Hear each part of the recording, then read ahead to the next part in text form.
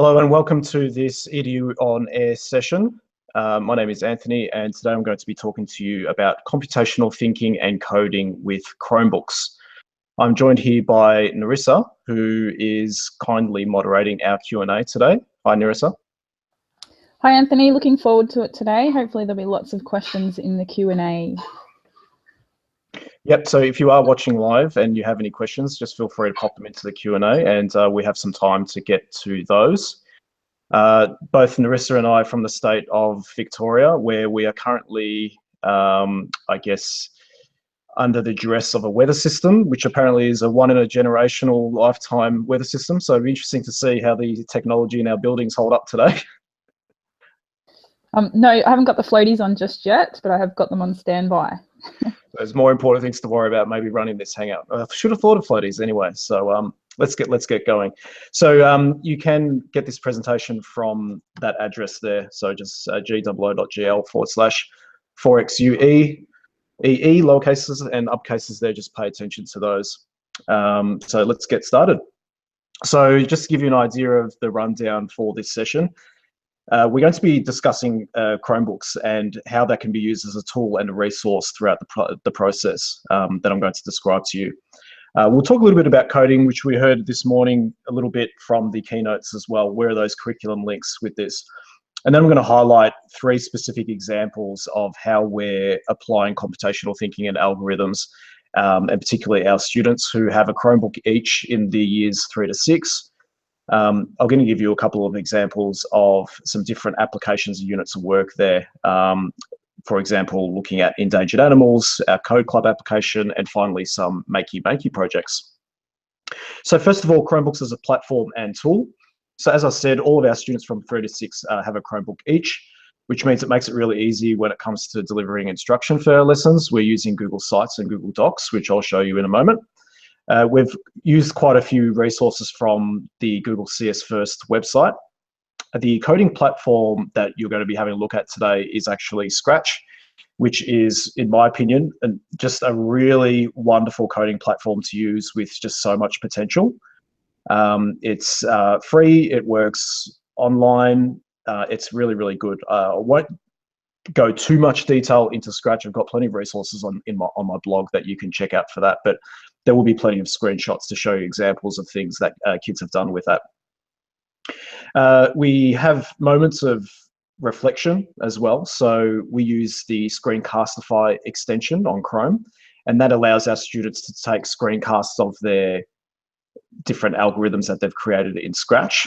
And then they're able to capture those as videos and then post them to their Seesaw Learning Journal, which is a Chrome app that, again, just runs in the browser, and that acts as our student electronic portfolio. And then finally, we have a year-level blog as well, and that's a great way to be able to showcase and celebrate the learning that we have.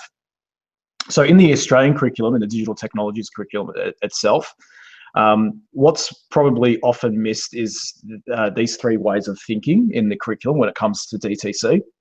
So design thinking is all about getting the students to think about the end user and how do they come up with several different ideas for the end user. The systems thinking actually, particularly with Makey Makey, because we're using input devices, is a great way that we can teach systems thinking to show how all these things act together. But really, it's the computational thinking side of things when it comes to Scratch and the CS First resources that are really, really good. And that is all about getting students to do things like organize data logically, breaking those problems into parts, interpreting the patterns. So essentially, we trying to get kids to be able to take abstract ideas and break it down into defined simple tasks. And I'll show you a little bit more about that as we get into the application side of things. Particularly the CS First tutorials are really good with that because they'll show you step by step a solution that you want the kids to do and really break it down into the simple logical processes of computational thinking for students to follow, which is fantastic. So specifically what we're drawing upon here, like I said, this has been a focus in years 3 to 6 this year. You can see here in the 3-4 curriculum, you've got the ability to define the simple problems, describe and follow a sequence of steps and decisions. And in year 5, 6, very similar. The build upon really is then the branching and the iteration and the use of repetition and loops and things like that. So onto a couple of different examples of how we're applying this. Earlier in the year, our year 5, 6 students went to the Melbourne Zoo on an excursion, and that was the Save Our Species program, which was looking at 10 endangered species. And the whole point of that excursion was this idea about who will you lend your voice to. So students had to pick a particular creature and investigate the reasons as to why these particular species are endangered, which ultimately points down to a lot of human actions. So when we set up our curriculum for this, again, we use Google Sites because it's really easy for the teachers to post the lessons to the site and have students open it on their Chromebook. Here's an example of what we called a 2-character dialogue project, which was one of the particular tutorials from the CS First website, where students had to create a person talking to the endangered creature. And using the CS First website, which is just cs-first.com, you can get access to all of the tutorials. We'll talk a little bit more about the CS First program in the next section. But essentially, it's a website that will play for you tutorial videos on what kids need to do in Scratch. And it's really, really quite comprehensive. It also gives you little add-ons that you can add to. So it doesn't really allow students to be self-directed as well, because if they're interested in some of these things, they can click on those and they can jump onto them and find out more about those particular things. We're using also a little tool called Google Cast for Education. And so what that does is it allows the students to cast their Chromebook screen up to the front of the class for everybody to see. So particularly when we're looking at some of the CS First videos and we're getting the students to apply what they've done, it's often great to just at the end of that cast one of the student screens up there, and they can then take control of the lesson to show and demonstrate to the other members of the class how they solved a particular problem. So the coding platform itself is Scratch. And again, this just works in the browser. And this is an example of the 2-character dialogue project. And the task here was to sequence the programming so that when this green flag was clicked, the character A would say something, and then character B would then follow up with something. So the idea was to make a really short animation that reveals information about why this particular animal is endangered. We won't have a look at the screencast now in this live hangout, but if you are on the slides, you can pursue this for yourself. So again, using the Screencastify extension, when we have our students use Scratch, we often get them to record the result of the animation they've made, but also the particular lines of code that they have to do, and getting them also to reflect on any problems that they had and strategies they used to be able to solve those. So screencasting and recording the student's screen and submitting that can actually be quite a powerful form of assessment, and just gives us a lot of insight, I guess, into the thought processes that students are engaging into as well. So again, looking at then how we celebrate and share what students have created using the Seesaw app. This is a screenshot here of the student posting their screencast online, and so it becomes then part of their electronic portfolio. And the great thing is then their parents get to see it as well. And so you can see the parent of this particular child has made a comment about that short animation that student has posted up for that day. And then finally, we can take that a step further again by putting it onto our blog, which is just the public open-facing website that anybody can see.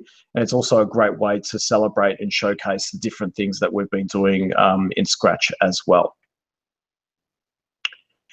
So the second example that I want to give is around the application of the CS First materials in a code club scenario.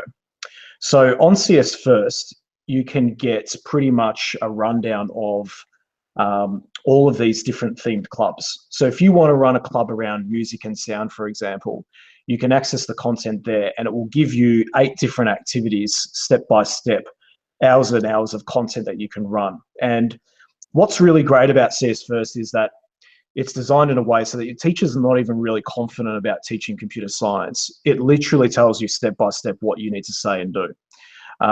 I haven't really used it in that capacity. So we've just dipped in and out with different things. So for example, earlier in the year, we did game design. And later in term 4 and 5, 6, we did a storytelling and animation course as well. And we only did about half of the different modules in each of those. So when we did this earlier in the year with the Code Club, which was open to anybody in 5 or 6 that wanted to come to the library and engage in Code Club at recess and lunch. And these were the first 4 activities that you can do. And what's really good about it as well is that it builds up sequentially and logically. It gets the sorts of things that students learn in these can be applied as you go through the course. But I just want to duck into here the racing game and show you a couple of examples about how open-ended the tasks can be. So really students can take and apply their own computational thinking to be able to design the game in a way that suits them. So this is basically a screenshot here of Michael's game, which will look a little bit different to the other games that I'll show you in a moment. But when you complete the core task, which is basically the code required to get the car to move around the track, you can then modify it and improve it from there. So you can see Michael's added a start-finish line here. And so he's got some code here that says, if touching color white, then change score by 1. And it's in a forever loop. So it's constantly checking if that's happening. So what Michael has created here is actually a lap counter, so that every time the car goes around the track and it hits that white color, the score goes up by 1. But he's also thought about the potential of someone cheating in that game and potentially just having a car drive around in circles and reach that lap up. So he's thought about how many seconds it might take before it checks whether that car is touching that white color again, so that the user will probably have to drive around the track and not cheat to be able to get up the laps. So in another example, this is Bianca's. And she's added in some characters which I think cheer when the game starts. But what she's also done is thought about how realistic the game is. So one of the things when you first do this activity is that the car just drives around at the one same speed, even if you fall off the track, which is not very realistic. So she's got in some code here that says, if touching color green, which is any of these areas here, set speed to 1. Otherwise, set speed to 10. So if the car is on this part of the track, it will always be on set speed 10, but the user gets penalized if they get off the track, and there will be speed 1. So they're encouraged more to stick to the track, and obviously it makes the game far more challenging. And finally, this is Nick's game, and he's modified this again. He's actually modified the shape of the track and the design of the track, and he's also added in ripple strips. Nick wanted to figure out a way that he could create a reverse key, because there was no reverse key provided in the CS First tutorials. So using his knowledge of how he makes the car move forward, left and right, he thought about how he'd get it to move backwards. And what he came up with was that when the S key is pressed, then it turns 180 degrees backwards, moves those 3 steps backwards, and then resets itself around so it's facing forward again. So when he engages the reverse key, the car spins around, moves 3 steps back, turns around again. But it happens so quickly that the human eye doesn't notice it. But what he's actually created there is a line, so several lines of code that actually does act as a reverse key when you press it.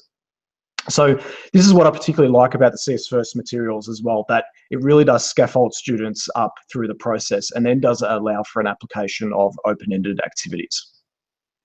Okay, finally, we're going to have a look at some application of Makey Makey projects. So this really does work brilliantly well on Chromebooks. So Makey Makey essentially is this little circuit board that acts as an input device. So you can see that it's got up, down, left, right, space, click. And when you plug this into the Chromebook using the USB, the Chromebook just thinks that you've just plugged in a keyboard. But you can activate these components on Makey Makey to act as keys using alligator clips and all sorts of conductive materials. You can simulate a keyboard. So in Scratch, you can have Scratch respond when the up, down, left, right, space, click things are pressed. But the great thing about this is that you can turn everyday objects, I guess, into all sorts of different physical keys. So here's an example of a sound machine that our 3-4 students made. And you can see here that they've got this sequence of algorithm here on Scratch. So for example, when up arrow key is pressed, set instrument to 18, play note 55, which off the top of my head, I think is a middle C, and then change color effects by 5. So that if I, on the Chromebook, press the up arrow key, that would happen. But the up arrow key is also mapped to this part here of the Makey Makey, so that when a user is then touching the foil tray and putting their hand onto that cup, they're completing a complete circuit, which is very similar to what happens when you press down on the key. You're actually pressing down, you're making contact between 2 pins. So what you've got here is students being able to play like an electronic sound machine, and they can change the sounds to whatever they want. We use the solo taxonomy in our teacher planning, but also communicating to our students what are the sort of fundamental and often surface level knowledge that you need to be able to get deeper into more of the creativity side of things. So if you want to know more about solo taxonomy, Pam Hook is probably the best one to go to with that. But really how it works is that at a very basic level, well, even beyond one idea is no idea. So if we're learning to make a sound machine using Makey Makey, Circuit and Scratch, if kids don't know what a sound machine is or a Makey Makey or a Scratch, then you're not going to be able to get them to create anything really. So the first step would then kids being able to understand what is the function and purpose of things like USB cords, alligator clips, Makey Makeys, etc. Then if they can combine and assemble those components in the correct way to achieve electrical workflow, and then they can apply the skills in Scratch so that it reacts when it receives those keystrokes, then students will then be able to create and evaluate a sound machine and evaluate that effectiveness. So we're using this often in digital technologies also because it's keeping us on our toes in terms of the different stages of ways of thinking. Because really the design thinking is all about that end product, but students need computational knowledge about how to design those particular things. And of course, the idea that you're creating an input device and conductive materials fits in nicely into the systems thinking approach as well. Now, this is another really fun project we did with 3-4s, and that is using grey lead pencils as conductive materials. So these are paper circuits, and you can get a grey lead pencil, and if you press down hard enough and make it sort of pretty dark, these can act as little tracks, very similar to what you might see on the back of a circuit board. And so students can design different types of circuits that even when you run your finger across it like this, it's then mapped into Scratch to be able to play a particular tune when you run your finger over the circuit in the correct way. Really, another interesting project we did was creating a buzz wire game. So I remember as a young boy going to the carnival and being faced with those skill testers where you'd have to take the little wire and try and carefully use your hand-eye coordination and get it through to the other side. So Play-Doh conducts electricity because it contains a lot of water, and we just got some cheap wire from Bunnings and cut it up and gave it out to the kids. And they created this little buzz wire game. So basically the wand creates as the connection point. It then creates a circuit, which is then mapped to the space key.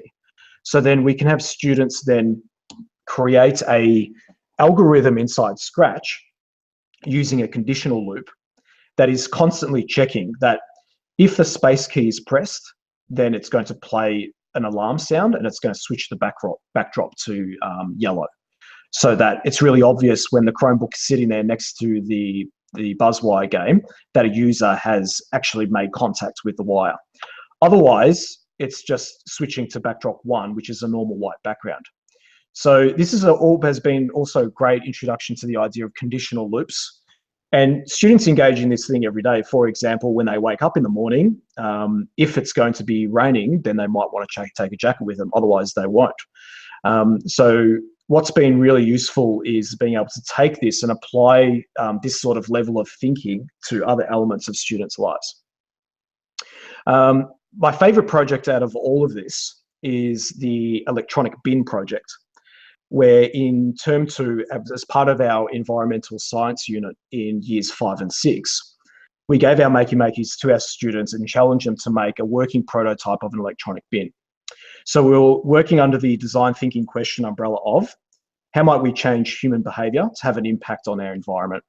And students had to create a working prototype of a bin that motivates humans to use that bin through either informing them about their impact or entertaining the user, making it motivating to place objects in the bin.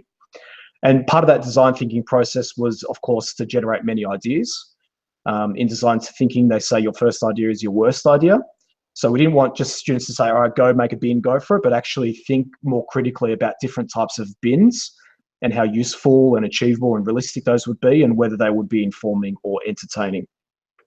In terms of prototyping, we gave them a whole bunch of makerspace materials and a bunch of different conductors like foil, pencil, copper tape, wire, offcuts of barbecue trays and all sorts of different things. Now, here's an example of one prototype that students made. So in terms of their switch that either makes or breaks the circuit, they wired the earth of the Makey Makey around the lip of the prototype and then wired the space key around this side so that when the lid was closed, the space bar was engaged and nothing would happen. But when the connection was broken, Scratch can respond when it's not receiving the space key.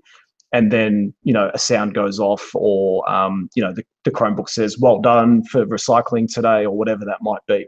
Here, a couple other designs here. You can see students creating levers and different types of switches using even gravity so that when objects are falling down the chute that they hit 2 pieces of foil and make a connection there.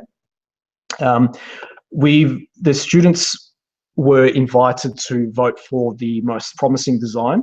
And these 3 boys here presented at a STEM Expo a couple of months ago. And they were invited to scale their design. And this is their final design they came up with, which is about a meter tall. And the Chromebook actually is sitting inside this little cavity. And they've also wired up 2 buttons here. So there's a help button, which explains to the user how to use the bin. And there's a reset button so that when the bin has counted more than 40 objects, it then asks the user to take the waste out and reset the bin. So here's an example of that coding that they did inside Scratch. And the idea is then every time that circuit goes off, then it is counting by 1. And they created this idea of a bin dragon who had a bit of a funny, entertaining voice, who burped and said, thank you, please give me some more. And when the tree then went up to 40, you would then see that the tree would light up and it would be green and colourful and there would be birds. And they designed this bin to be used in the 1-2 level and hopefully motivate students in 1-2 to realise their impact of composting food more regularly. There's a full write-up of that project on our Year 5-6 blog, which you can find there. Here's the close-up of the switch they designed. And in that slideshow that they did as part of presenting their project, they detailed all their blueprints and the design process that went with that. So you're welcome to have a look. There's even a 4-minute video that demonstrates the bin in action, and you can hear all the sound effects that the students programmed with the bin as well. So we're nearly out of time, but just close to wrapping up, here are some other ways that we've been using Makey Makey with Chromebooks over the last couple of years. These have come mainly from our Genius Hour program, where students get to investigate their own problem that they want to solve and learn more about Scratch and Makey Makey. Obviously, this year we've scaled our CS First Chromebook and Makey Makey programs, so we were involving all students. And prior to that, it was really an opt-in for any students that wanted to learn more about it. So you can click on these links, and these are public PDFs to Genius Hour projects over the last couple of years. A really interesting one that came out this year was this fencing game made out of foil vests and wands. So these 2 students here made these wands and covered them with conductive foil. And the user then was also wearing a vest, which was made out of foil, so that every time a connection was made between a wand and the opponent's vest, a signal would be sent to Makey Makey, which sent a signal to the Chromebook, which would tell then Scratch, hey, this user's just made contact, which means it's 1 point for that user. And they created a program in there to be able to keep track and score, and so that you could plug the Chromebook into a display and have a fencing game there. And they presented that at the expo, and that was a lot of fun for all the kids to be involved in. A full write-up of all those different projects that we investigated this year with Makey Makey can be found on my personal blog. There's also some lesson plans there. If anyone wants to teach this sort of thing with their students with Makey Makey and Chromebooks, you'll find all the lessons for all the projects that I just mentioned there available on my blog. So, Narissa, we'll get into a couple of questions. The presentation, of course, is at that link there.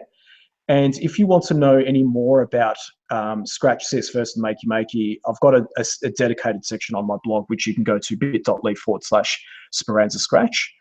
But how are we going with questions? Thanks, Anthony. It's always fascinating to listen to you. We've had a question from Dale, and he asks, what hardware or systems do you use for your older students? Yep. So the electronic bin that you had a look at just then, that was really designed for year 5 and 6. So we use Makey Makey from years 3 to 6. And with the computational thinking side of things, beyond Scratch, we're using also things like Bitsbox, which can be really useful as well. Makey Makey, I mean, depending on what level Dale is teaching, my opinion, there's no reason why you can't be using it into secondary as well. The Makey Makey can also be used, it has an Arduino IDE, so it can actually be programmed further beyond the level that I've just shown you there. And it also has pins on the back of the board, which allow you to send 5-volt voltage to power things like motors and lights. So certainly you can extend with Makey Makey well beyond even year 5 and 6. Thanks, Anthony. Just a question from Jessica is, have you done any of these activities with Prep to 2 students? Yeah, Prep to 2, really, the problem with Prep to 2, I think, with Scratch is you need to be able to read the lines of code. I've found Scratch, not for all year 2 students, but most of them a little bit difficult to take. So we introduced them to Scratch Junior, and that is a much more simplified approach. Unfortunately, there's no way you can interact in Makey Makey with Scratch Junior, but you can get kids to sequence symbols together to create animations and games and stories and things like that, and that does actually work really well. It is a good foray to get into Scratch Junior before fully fledged Scratch. And if you're interested more about the application of Scratch Junior, if you go to that resource on my blog, bit.ly/Speranza Scratch, you'll find a bit of a write-up there about the difference between the two. Thanks, and I'd agree with that. We have introduced our Prep to 2 students to Hour of Code because it's just an easier platform for them to start getting their head around the idea of programming, and then Scratch Junior. We've had, Diane's asked an interesting question, and it's one that's often asked about when using computational thinking and more challenging and rigorous learning activities. Do you find all students become engaged and can be successful, or are some intimidated by the process, and how do you encourage these students? Yeah, it's an interesting question. I guess the thing that draws students to this sort of thing is that they generally find most digital technologies engaging. That's hardly surprising, I don't think. I think it's up to us to make sure that the process we provide to them is supportive enough, yet open-ended enough for them to be able to express themselves. So if we direct the process too much, I think they switch off. If we don't direct it enough, they don't necessarily see the point of it. It's a fine line, but I've generally found that most kids are really engaged with what we've provided with them this year around those sorts of projects. And I would certainly agree. You still require really rigorous and high quality teaching. I think sometimes people think in this type of in the online world that you can step back and let kids do whatever they like, and that's when you'll lose them. So I agree. Yeah. Can you use these programs with iPads? Yeah, so the Scratch Junior application can be used on iPads or Chromebooks. The fully fledged version of Scratch can not be used with iPads, and that's due that Scratch is Flash-based. The issue also as well is that the Makey Makey is acting as an input device, so you can't use that with an iPad either. So that's more of a limitation around the iPad. Scratch 3.0 is due, they're saying early next year, 2018. And that's supposed to be working pretty much device agnostically. And that's going to be like the next generation of Scratch, which turned 10 this year, but still a pretty amazing platform. Thanks, Anthony. I'm not sure if we've got time to fit any more questions in, but I'm sure you will go on and answer the questions that have been popped in the Q&A. Definitely. Yep. Thanks so much for your terrific presentation, and I know that you're always very good with answering people's questions if they ask you a question on your blog or send you an email. Yeah, absolutely. Happy for anyone to get in contact with me. You can find me on Twitter at @Speranza or on my blog @speranza.com. And yeah, I'll be happy to answer any questions that have been put into the Q&A app. Otherwise, if you contact me through those channels, happy to discuss that with you further as well. So we better wrap up there. Thank you so much, Narissa, for helping out today. No worries, my pleasure. And we'll see everybody next time.